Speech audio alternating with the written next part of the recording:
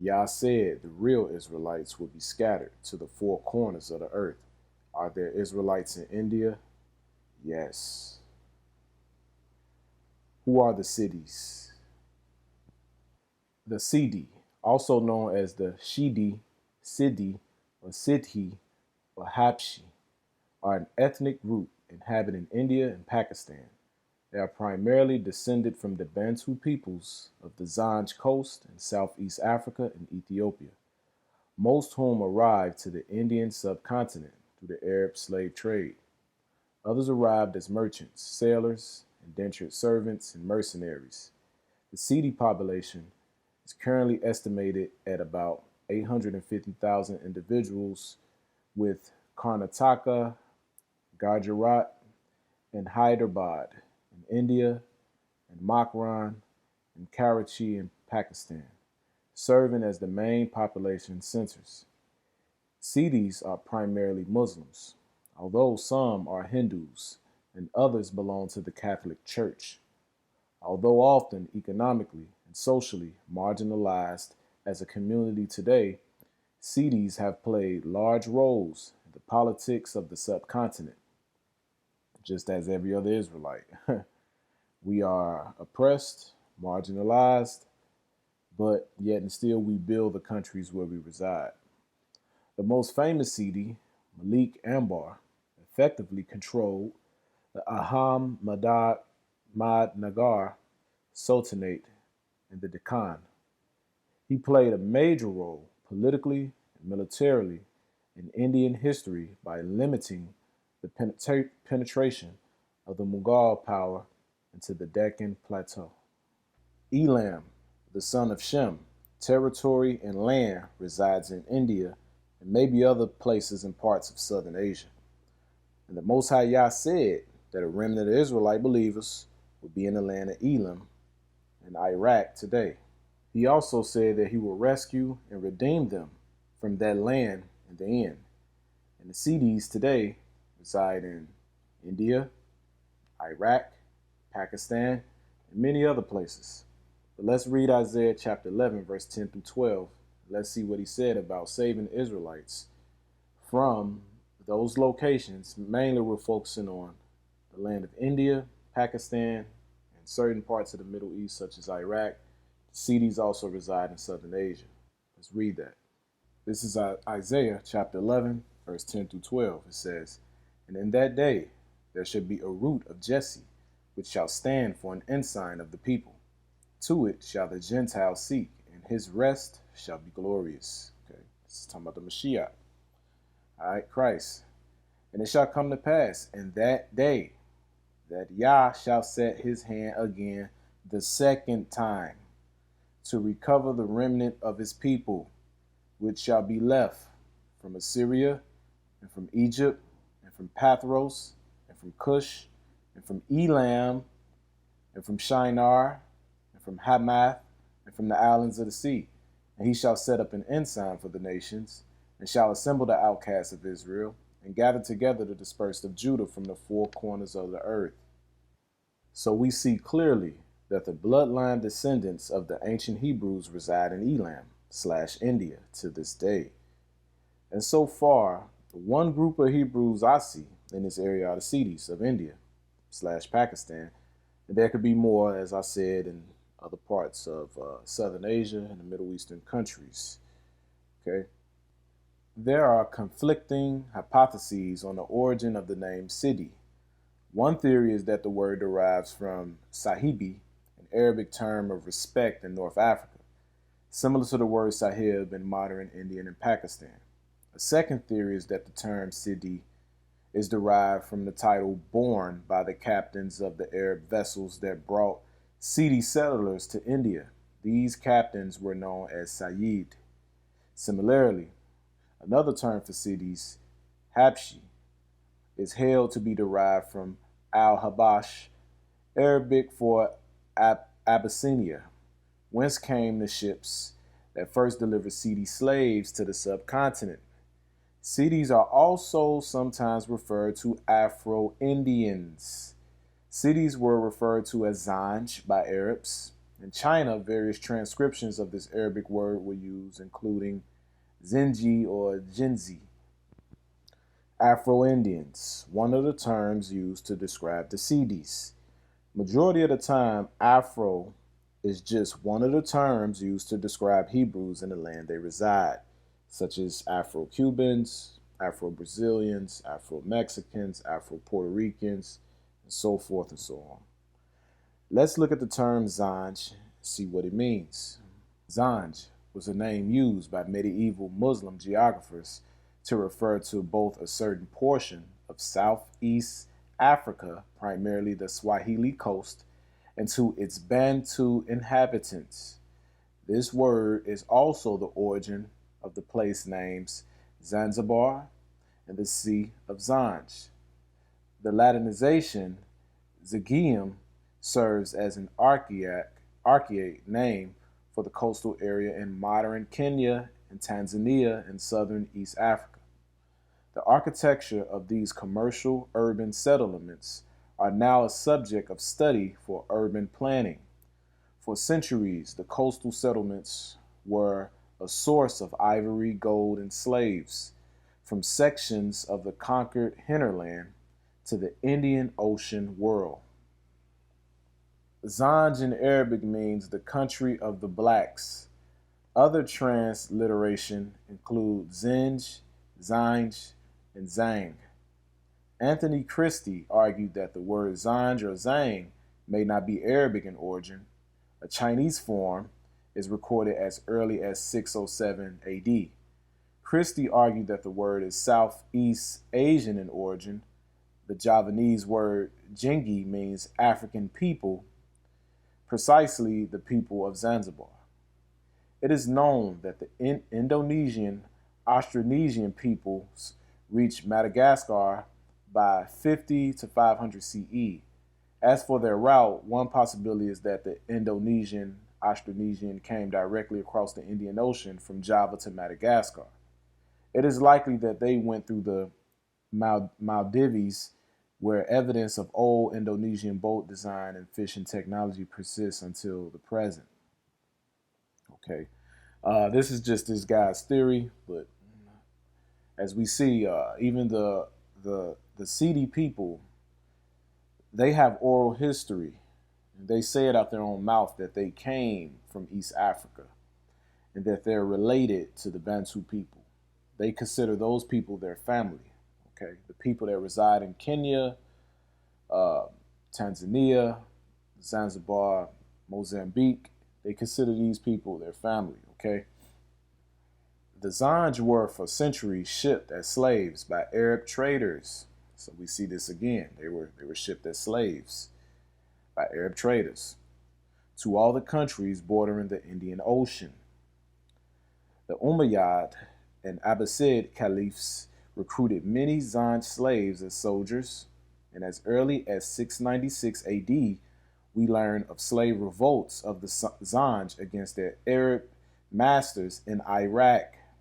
Okay, and we read in Isaiah 11 that it said that he would gather Israelites from Shinar,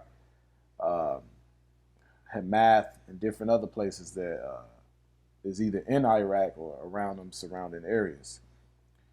Ancient Chinese texts also mention ambassadors from Java presenting the Chinese emperor with 2 Sing Chi, Zanji slaves, as gifts. All right, and it's a known fact that even the Japanese and the Chinese people receive slaves. They may didn't receive as much as the Arabics and the Europeans, but they received slaves as well on a small, very small scale. It's a samurai. He was a black samurai. He went by the name of Yazuki. Okay, and he was a black Bantu slave that was taken to Japan, and he became one of the best samurais. Okay, and this is why I believe that the saying came from the Japanese people themselves, the samurais, that in order for a samurai to be a great samurai, they have to have some black blood in them. It could have came from that, because Yazuki, he was a Bantu slave. I believe he was taken from either Angola, somewhere in that region, and he was like one of the best samurais ever in Japan. All right, but back to the Zanj and the Siddis. In Sing Chi, slaves reaching China from the Hindu kingdom of Sri Vijaya and Java. The sea off the southeastern coast of Africa was known as the Sea of Zanj and included the Mascarene Islands in Madagascar. During the anti-apartheid struggle, it was proposed that South Africa should assume the name Azania to reflect ancient Zanj. Arab descriptions of Zanj peoples have been inconsistent. A negative view is exemplified in the following passage from Kitab al-Bad wa Tariq by the medieval Arabic writer al-Muqaddas. As for the Zanj, they are people of black color, flat noses, kinky hair, and little understanding or intelligence. And of course, we know that's not true because as we read, the Siddi and the Zanj people came over and they pretty much uh, assisted the Arabs and the Indian empires and brought them great victories. Even the Indians today say that the Zanj people were very strong, very physically strong, very, very great in military battles and expertise. They were very skilled in ironwork, okay? Had a lot of different skills. Of course, just like every Israelite around the world, good at music, literature, poetic things, poetry. So, of course, you know, the people that oppress us, our enemies, when they oppressed us and enslaved us, they always had to belittle us and make us seem not unintelligent and different things like that. So, but I'm about to continue to read. It says in 1331, the Arabic-speaking Berber explorer Ibn Battuta visited the Kilwa Sultanate in the Zanj, which was ruled by Sultan Hassan bin Sulayman Yemeni dynasty. Okay, that was the dynasty of Yemen. Battuta described the kingdom's Arab ruler as often making slave and booty raids on the local Zanj inhabitants. Okay, so they was pretty much oppressing the Zanj people. Booty raids, pretty much like going and raiding their stuff and taking all their goods, pretty much. Um, the latter of whom Batuba characterized as jet black in color and with tattoo marks on their faces. Kilwa is one of the most beautiful and well-constructed towns in the world. Okay, the world of its elegantly built.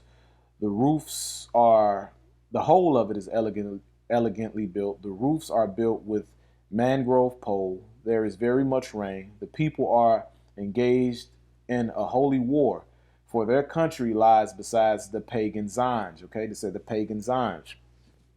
This is why many of us were enslaved, and this is the main reason we were enslaved. Okay, and the reason I made this video in the first place is mostly for the Zanj and well, I won't call them the Zanj, but the Siddi people, the people that reside in the Middle Eastern regions and the Southern Asian regions, to hear this video and repent. Okay, drop the Hindu and the Arabic religions, Islam and Hinduism. Drop those religions because these is the reasons why we're being oppressed and we was enslaved in the first place. It says their chief qualities are devotion and piety. They follow the Shafi sect. When I arrived, the Sultan was Abu al-Muzaffar Hassan, surname Abu al-Mawahib, loosely translated the giver of gifts. On account of his numerous charitable gifts, he frequently makes raids into the Zanj country, neighboring mainland, attacks them, and carries off booty, of which he reserves a fifth, using it in the manner prescribed by the Quran. Okay, many of these people, Islam, a lot of our people try to convert to all these different religions, and no matter if you become a Muslim, these people still won't look at you as one of theirs. Okay, and I know a lot of Arabic people, and a lot of Arabic people helped me out and did a lot of good things for me. Very generous people. The Middle Eastern culture and the Arabic culture is definitely much better than the Western culture.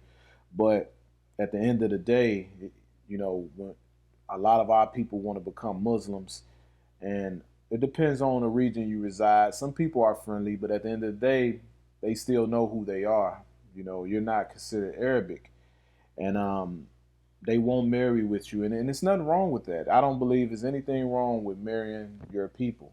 It's just a lot of our people think like that because they think, oh, these people hate us. They're racist because they don't want to marry us. But it's nothing wrong with wanting to marry your own people. Okay, but at the end of the day, no matter what religion you become, they still know that you're not them. Ancient Hebrews and their descendants are the black Negroes of today around the world. For more info, look at my video, The Hebrews Were Black People. So let's continue on. The first Siddis are thought to have arrived in India in 628 AD at the Baruch port. Several others followed with the first Arabic Islamic conquest of the subcontinent in 712 AD. The latter group are believed to have been soldiers with Muhammad bin Qasim, Arabic's army, and were called Zanjis. Some Siddis escaped slavery to establish communities in forest areas. Sounds familiar? Anybody from the Caribbeans or the West Indies and anybody that's familiar with the history should know about the Maroon people. Okay, the Maroon people pretty much did the same thing. They rebelled and escaped slavery, and went and hid in the forest areas. And many of their descendants still reside in the Caribbean places, countries such as Jamaica and Suriname and Saint Lucia, all these different places.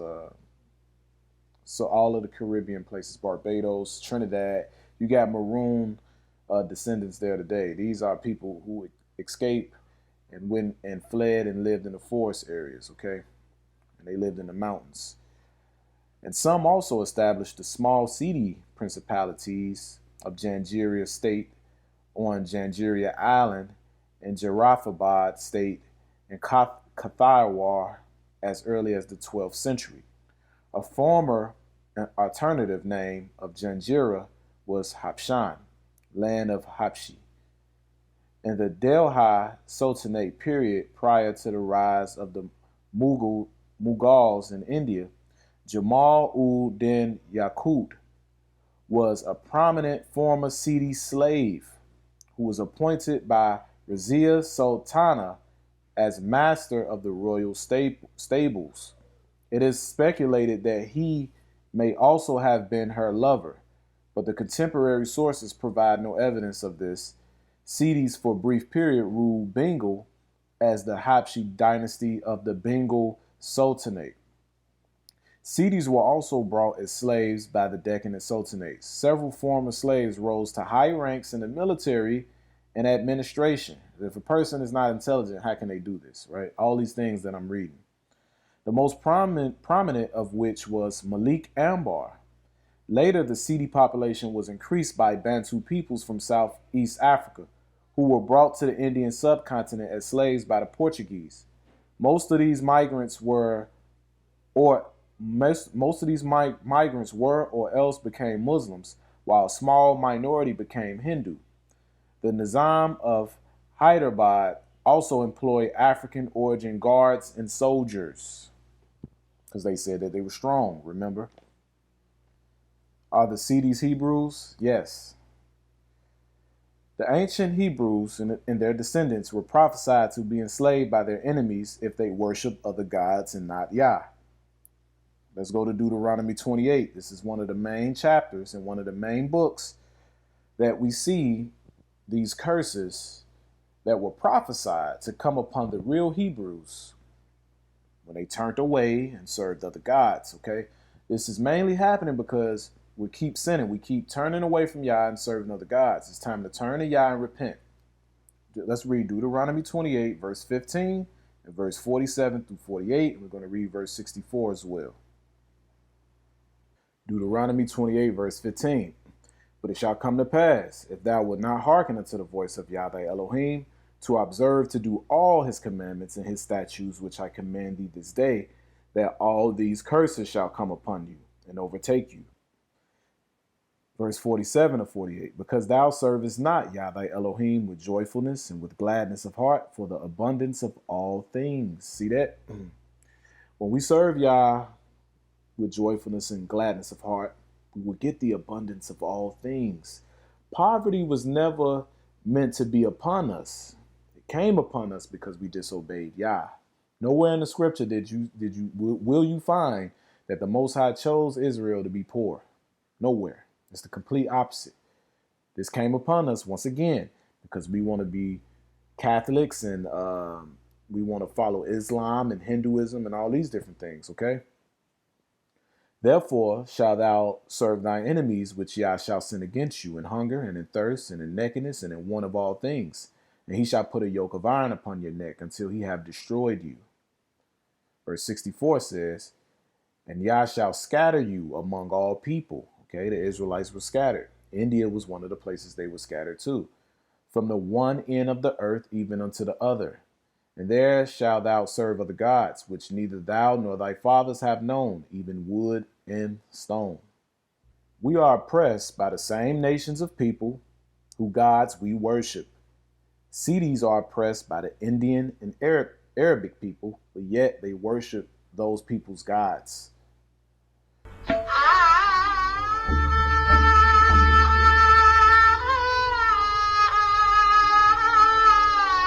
Well, I've just returned from India, where I came face to face with an African tribe that lives deep in the heart of an Indian forest.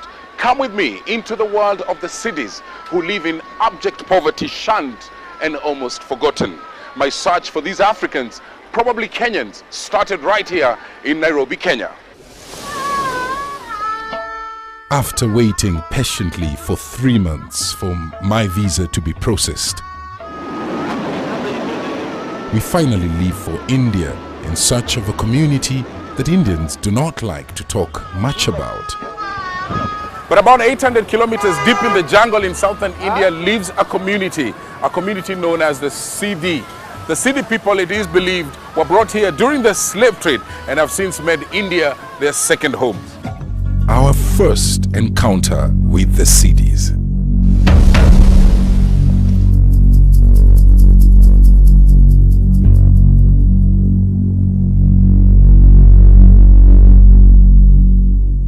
We encounter more Siddis as we make our entry into the forests. School children on their way to school.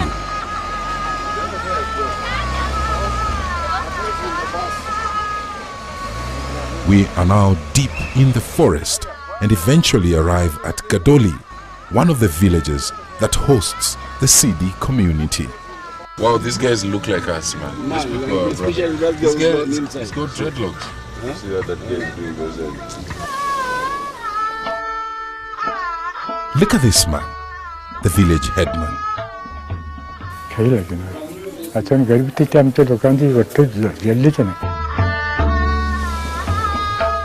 What about this lady?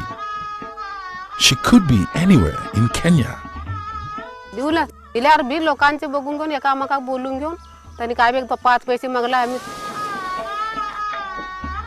This young man could also be plowing his fields in any corner of Kenya. All these people used to that we are from Africa because they used to see our people and your people. Yeah. What about this gentleman?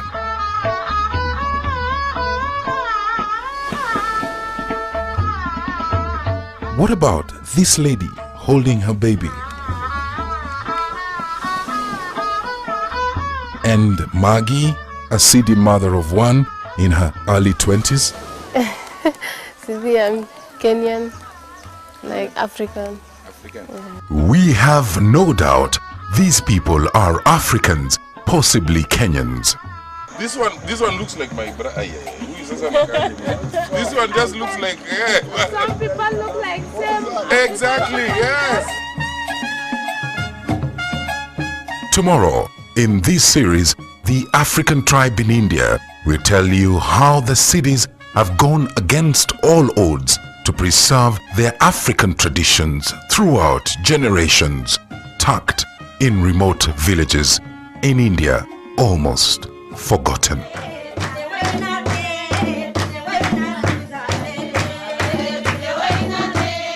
Tomboya, Sunday. In Psalms 83, Arab nations are listed as being confederate against Yah and his people.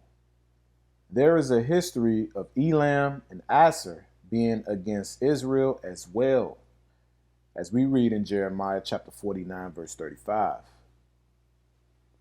Thus say Yah of hosts, behold, I will break the bow of Elam, the chief of their might. So we see right here that he said he will break the bow of Elam. Elam resides in the Middle East and India, the southern Asian regions. Many of the people that come from Shem reside in the Middle East, but many people think that they only reside in the Middle East, okay? Most of the, and I'm not talking about just Israelites, I'm talking about people from Shem, okay? You have people that from Shem that reside in Africa as well, because you have the Israelites in Africa, and then you have other Shemites in Africa as well. But most of the Shemites reside in the Middle East, but another place that people don't talk about enough that most of the Shemites reside is in Southern Asia, places like India and Malaysia and Sri Lanka, all these different places. A lot of Shemites reside in those areas as well. The Most High said that he will punish Elam for the things that he did against Yah's people, but also, you know, the sins that many of these nations are committing. But he also said that he will show some mercy on Elam as well. Many of the Shemitic tribes will cleave to Israelites that's in those regions, and they will walk with Yah as well. It's a blessing also for other nations that Israel is scattered across the world, because the scripture says that the other tribes and other nations of people will cleave to Israel, okay? So this is a way that all the other nations will receive the word of the Most High as well, because many Israelites reside in all these different countries. And it's our job to be a light to wake up our people. But in the midst of waking up our people, we're supposed to be a light. We're not supposed to be on the corner cussing people out and doing all this other dumb stuff that some people is doing. That's not being a light. And anybody think that's of Yah, I don't know what else to tell you. But we're supposed to be a light, and it's going to be certain nations of people that are going to witness that light, and they are going to want to be a part of that light, okay? Majority of the Siddis are Muslim and Hindu, but believe it or not, you got Siddi people that are Catholic. The Catholic religion was spread across the whole world. A lot of people believe in that white fake image of Christ, which is a false image. So many Siddis are Catholic as well.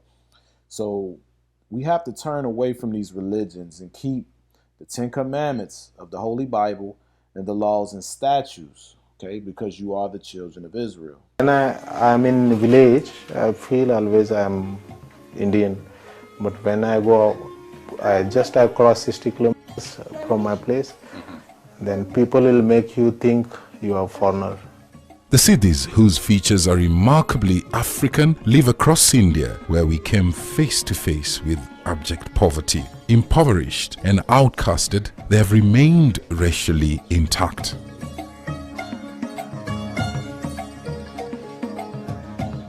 My sister daughter, I can marry now. In the towns surrounding the Siddi neighborhoods, the men mostly work as farm helps for the Indians, and ironically are regarded as encroachers.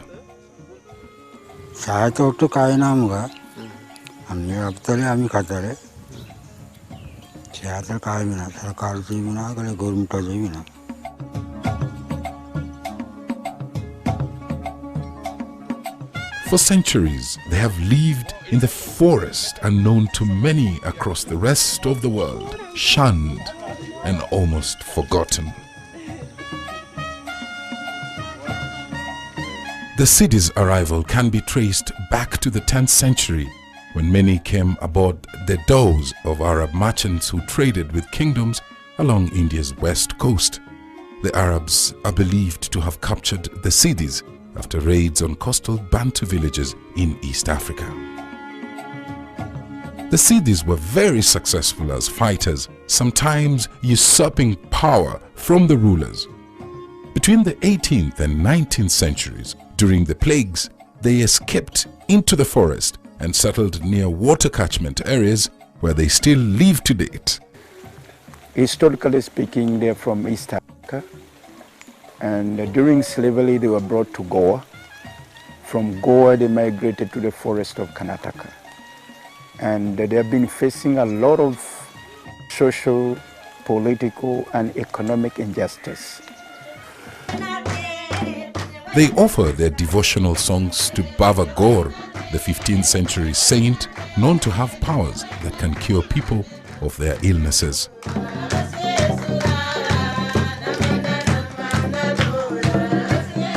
The term Goma is believed to be derived from the Ngoma drumming and dance forms of the Bantus in East Africa.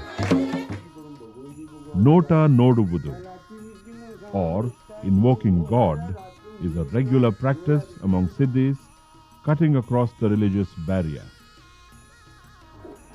An elderly person who invokes also provides remedies for illness. The process of invoking is similar to that of Hindu Siddhis.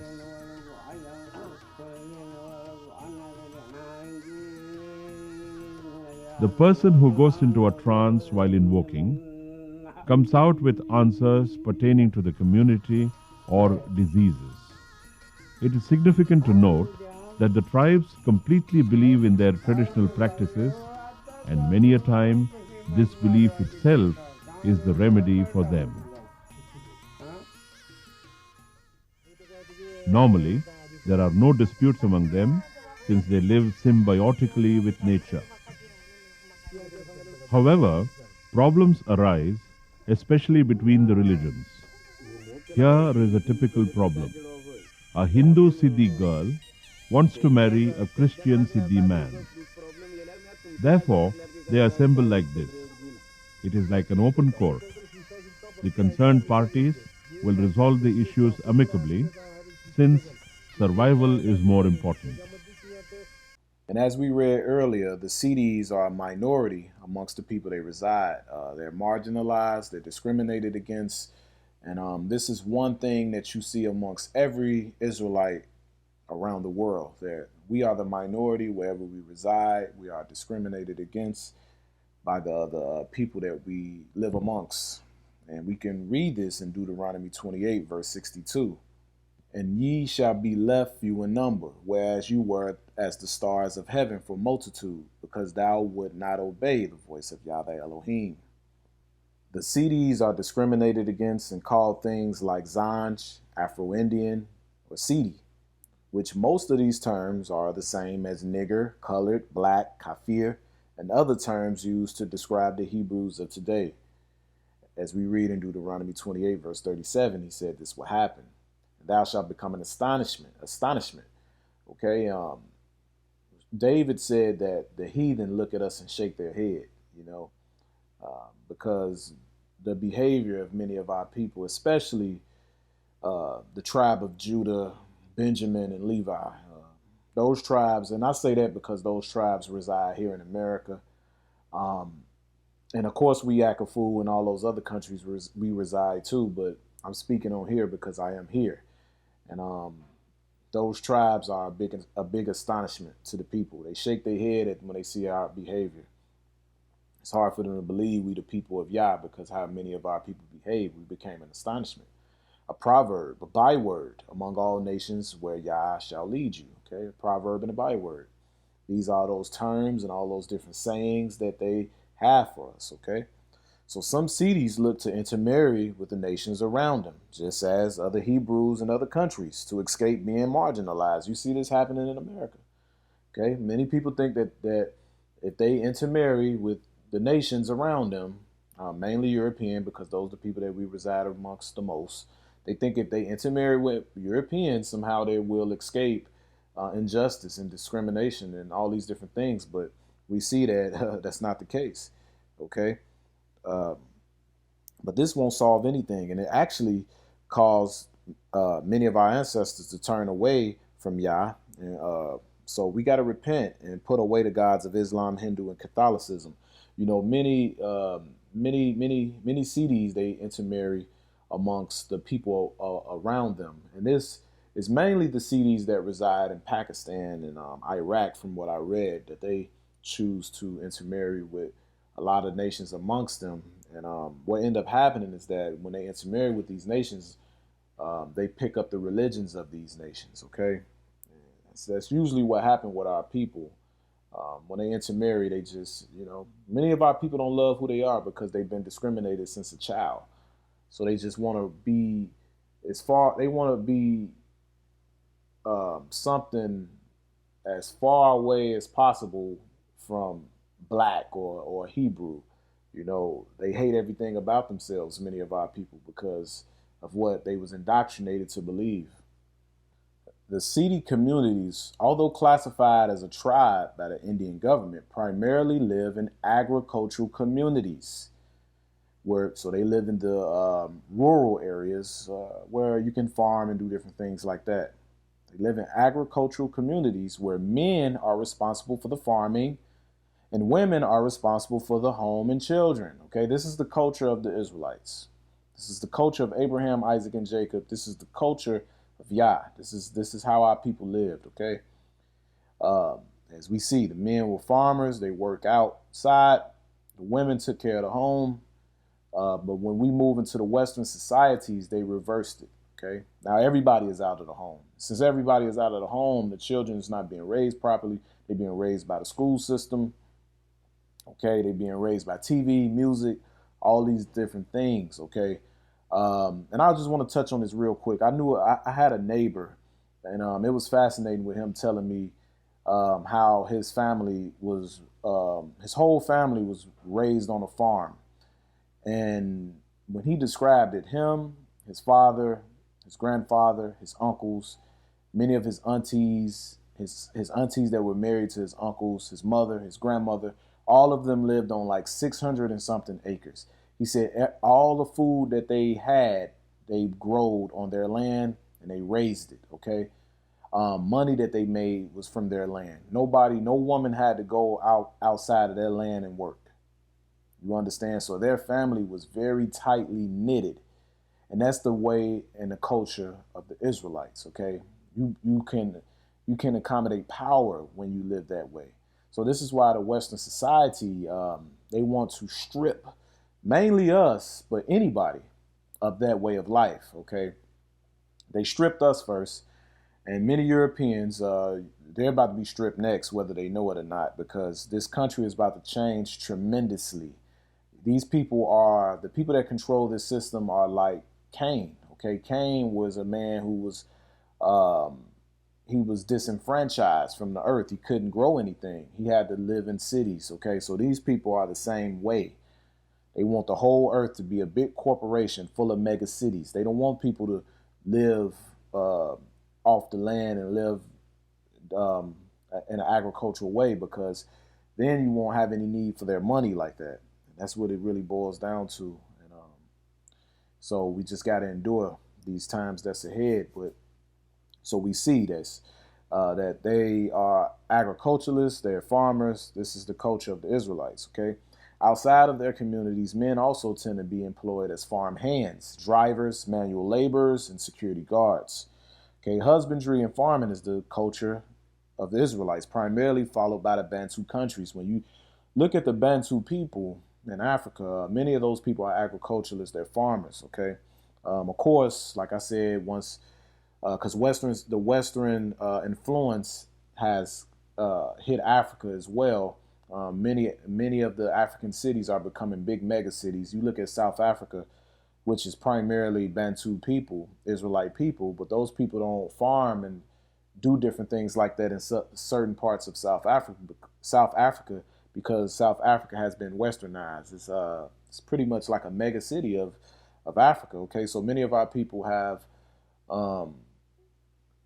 lost that, have lost the skill of husbandry, and many of our people don't want to do it anymore because they did it so long as slaves, so they grew to despise it. Okay, but where the Siddis were, and in many cases still are farmers and agriculturalists. Okay, the Siddis come from the Bantu people, like I said, in many cases are farmers and agriculturalists. And a lot of people, just like a lot of people in America, a lot of Israelites in America and different other countries are going back to farming. When you look at the Israelites that reside in South Africa, Kenya, Mozambique, all these different places, Zimbabwe, a lot of these people are going back to farming. Okay, I'm speaking mainly about the Bantu people. You got Israelites in Western Africa as well, but right now I'm speaking on the Bantu people because that's where the Siddis, that's where they captured them from the Bantu countries. So farming was just one of the skills of the Israelites. Makes sense why the countries enslaved us to work their plantations, right? Because our people were highly skilled in farming. And we read this in Deuteronomy 28, verse 38 to 43. Thou shalt carry much seed out into the field, and shalt gather but little in, for the locust shall consume it. Thou shalt plant vineyards and dress them, but shalt neither drink of the wine, nor gather the grapes, for the worm shall eat them. Thou shalt have olive trees throughout all thy coasts, but thou shalt not anoint thyself with the oil, for thine olive shall cast its fruit. Thou shalt begat sons and daughters, but thou shalt not enjoy them, for they shall go into captivity. All your trees and the fruit of your land shall the locust consume. The stranger that is within you shall get above you very high, thou shalt come down very low. The Siddis mix with the Indians and Arabic people, but most are Bantu descent, which are Hebrews. And this is just a common thing that occurs with our people. They go and they mix with the nations that surround them, okay? And that's why you see many generations today, if an Israelite resides in India, they may have an Indian ancestor, okay? But these are generations back, okay? People don't have to worry and say, well, am I an Israelite? No. Okay, if you fall under, you pray to the Most High and He will show you. And you fall under that category of the signs and wonders of the prophecy of Deuteronomy 28, you're an Israelite. And like I say, talk to the Most High about it. But many of our people, that's just what they did. They mixed with the nations around them. And, you know, as the generations is moving forward, many of our people are repairing the breach and bringing a restoration back. Okay, so they mixed with the people they were amongst, and this is why they adopted many of those religions. This is why the Siddis, who are descendants of the ancient Hebrews, reside in India and the Middle East today. As we read in Jeremiah chapter 5, verse 19, it says, "And it shall come to pass when you shall say, Wherefore do Yah our Elohim all these things unto us? Then thou shalt answer them, like as you have forsaken me and served strange gods in your land, so shall you serve strangers in a land that is not yours." And this is why the Siddis today are serving the Indians and the Arabic people in the countries they reside. Why? Because they're continuing to worship those people's same gods. Okay? And we are punished for this. So it's time to repent.